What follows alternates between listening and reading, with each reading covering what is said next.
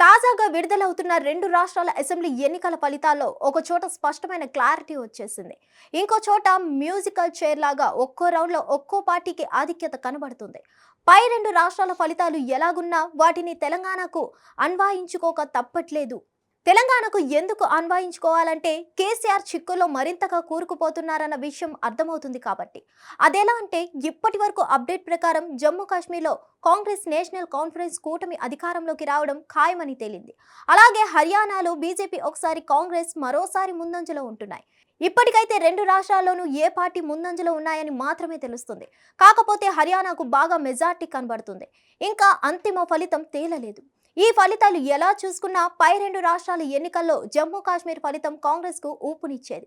అయితే మరో రాష్ట్రం హర్యానాలో బీజేపీ పట్టు నిలుపుకుంటుందేమో చూడాలి. అంటే కాంగ్రెస్ పుంజుకుంటుందేమో, ఇండియా కూటమి పుంజుకున్నట్లే అన్న లెక్క. ఎలాగంటే ఇండియా కూటమికి కాంగ్రెస్ పార్టీయే నాయకత్వం వహిస్తుంది కాబట్టి. కాంగ్రెస్ ఖాతాలో కొత్తగా ఒక రాష్ట్రం చేరిందంటే ఆ మేరకు బీజేపీ నాయకత్వంలోని ఎన్డీఏకే నష్టమైన విషయం అర్థమవుతుంది. ఇప్పుడు పై ఫలితాలతో బీఆర్ఎస్ కు వచ్చిన సమస్య ఏమిటంటే, భవిష్యత్ ఎన్నికలను దృష్టిలో పెట్టుకొని కేసీఆర్ ఏదో కూటమిలో చేరక తప్పదు. జమిలీ ఎన్నికలు 2029లో జరుగుతాయని కాదు, 2026లో జరగబోయే ఉత్తరప్రదేశ్ అసెంబ్లీ ఎన్నికలతో పాటే జమిలీ ఎన్నికలు జరుగుతాయనే ప్రచారం అందరికీ తెలిసిందే. కాబట్టి ఎన్నికలు ఎప్పుడు జరిగినా అయితే ఇండియా కూటమి లేదంటే ఎన్డీఏలో కేసీఆర్ తప్పకుండా చేరాల్సిందే. లేకపోతే రెండు కూటముల మధ్య పార్టీ మరింతగా దెబ్బతినడం ఖాయమనే సంకేతాలు కనిపెడుతున్నాయి. 2023 అసెంబ్లీ ఎన్నికల్లో ఓడిపోయిన తర్వాత పార్టీకి సమర్థవంతమైన నాయకత్వం లేకుండా పోయింది. కేసీఆర్ పేరుకు అధిపతి అయినా యాక్టివ్గా లేరు.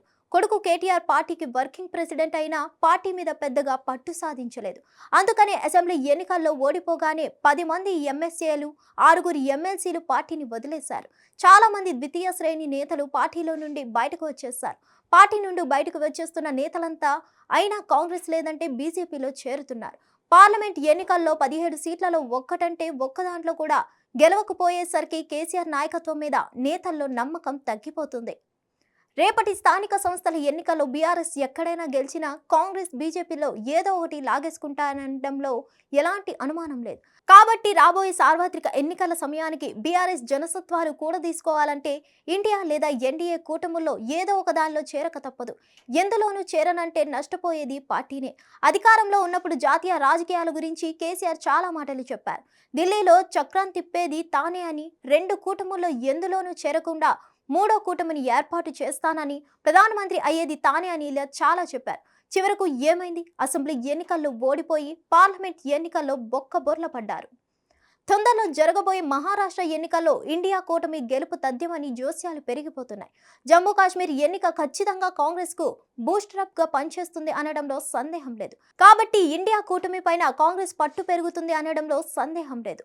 మెల్లిగా ఒక్కో రాష్ట్రంలో గెలుస్తున్న ఇండియా కూటమిలో చేరటమా, ఒక్కో రాష్ట్రాన్ని కోల్పోతున్న ఇప్పుడు అధికారంలో ఉన్న ఎన్డీఏలో చేరటమా అన్నది కేసీఆర్ తేల్చుకోవాలి. ఇప్పటి పరిస్థితిలో నిర్ణయం తీసుకోవడం కేసీఆర్ కు అంత ఈజీ అయితే కాదు. కష్టమే అయినా ఏదో ఒక నిర్ణయం తీసుకోక తప్పని స్థితి. తెలంగాణ కేసీఆర్ కి గజ్వేల్ కాంగ్రెస్ నేతల వినతి ఇప్పుడు సమస్య ఏమిటంటే, ఇండియా కూటమిలో చేరితే తెలంగాణలో కాంగ్రెస్ ప్రభుత్వానికి మద్దతు ఇవ్వాల్సిందే. బీఆర్ఎస్ మంత్రివర్గంలో చేరితే కాంగ్రెస్ ప్రభుత్వం కాస్త సంకీర్ణ ప్రభుత్వం అవుతుంది. అప్పుడు ఈ ప్రభుత్వంపై ధ్వజమెత్తేందుకు బీజేపీకి మంచి అవకాశం. ఒకవేళ ఎన్డీఏలో చేరితే బీఆర్ఎస్ ప్లస్ బీజేపీలను ఏకకాలంలో ఎండగట్టడానికి కాంగ్రెస్ కు మంచి అవకాశం దక్కినట్లవుతుంది. తాము ఎప్పటి నుండో చెప్తున్న విషయం నిజమైందని కాంగ్రెస్ పై రెండు పార్టీలపైన ధ్వజమెత్తుతోంది. రెండు కూటముల్లో ఎందులో చేరినా మొదట్లో ఇబ్బందులు ఎదుర్కొన్నా ఎన్నికల నాటికి కాస్త పుంజుకునే అవకాశమైతే ఉంది.